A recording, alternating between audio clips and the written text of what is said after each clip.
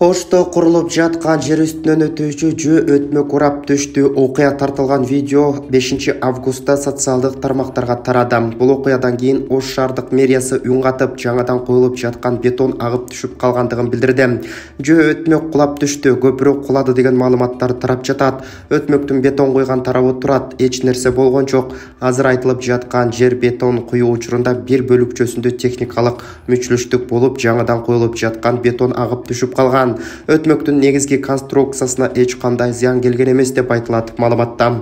Кошумчалагандай, келтирилген чыгымды куруучу компания өз жоопкерчилигине алган. Эске сала кетсек, Масалиев жана Наваи көчөлөрүнүн кесилишинде салынып жаткан көпүрөнүн курулушу ушул жылдын май айында башталган. Анын сметалык баасы 45 миллион 297 миң сом деп белгиленген.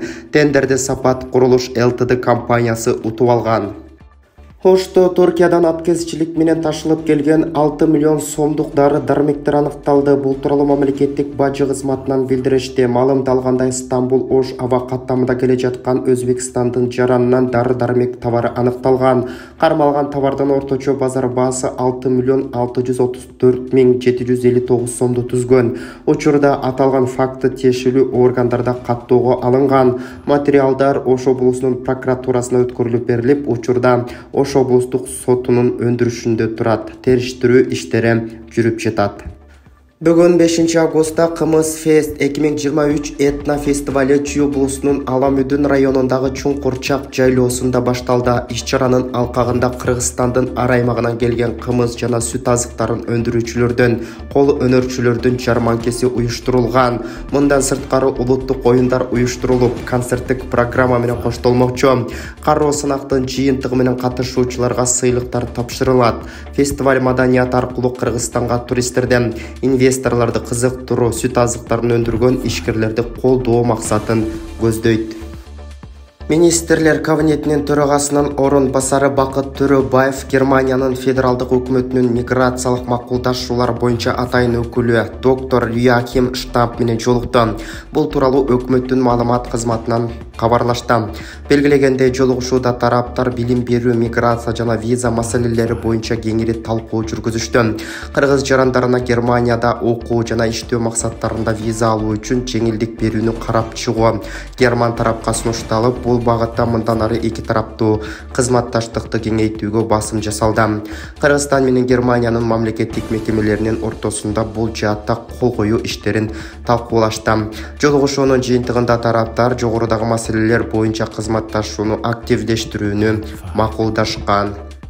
Быйыл көк бөрү боюнча президенттин кубогу Ош облусунда өтмөкчү. Бул туурасында Көк бөрү федерациясынан билдиришти. Спорттук мелдеш 24 августта башталып, ал эми финалдык беттеш 31 августта өтмөкчү.